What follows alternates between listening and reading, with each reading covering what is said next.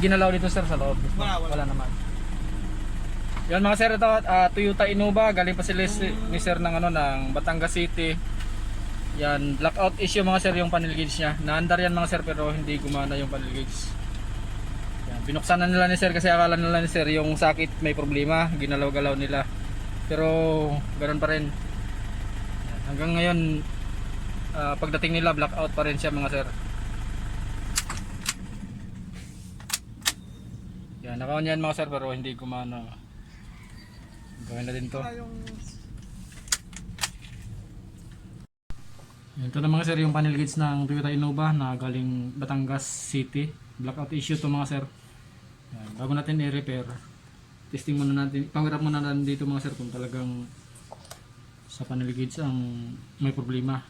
Kasi minsan kasi mga sir, may problema lang sa linya o sa fuse. Kaya subukan natin dito sa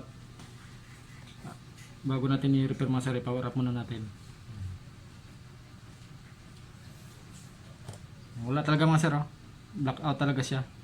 Ang nailaw lang dito yung ABS. Yan, repair natin to mga sir. Toyota Innova, blackout issue. Galing Batangas City.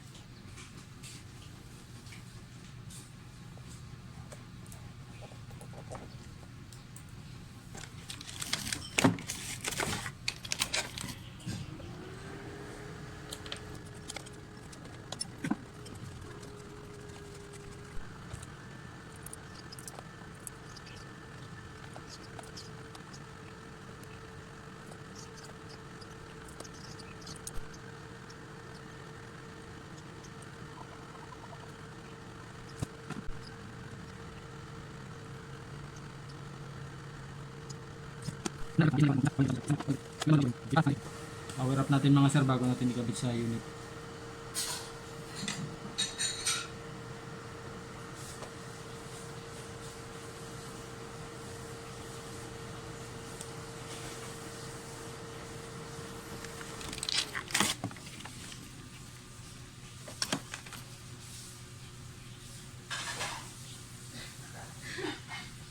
Yan mga sir, after repair, power up natin mga sir.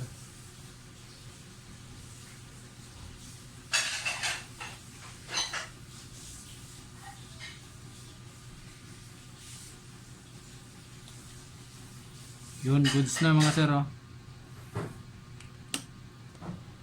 Yan, oh.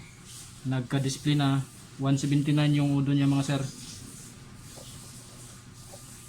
Yan, goods na mga sir. Nag-function na rin yung mga needle. Yan. Ikabit na natin to sa mismong unit mga sir para ma-testing actual dun. Para makauwi na rin yung mayari. Taga Batangas City pa mga sir, Toyota Innova, blackout issue. Kanong brand yun niya? Ito Yung orig na ganyan? alam ko yung may customer akong taga Toyota, pag sa kanila daw sa kasa daw mismo, 25 ang brand nyo nito. Hindi ko lang alam sa iba sir kung magkano. Yan mga sir, okay na mga sir yung yung panel gauge ng Toyota Innova, blackout issue. Yan, after repair mga sir, goods na siya.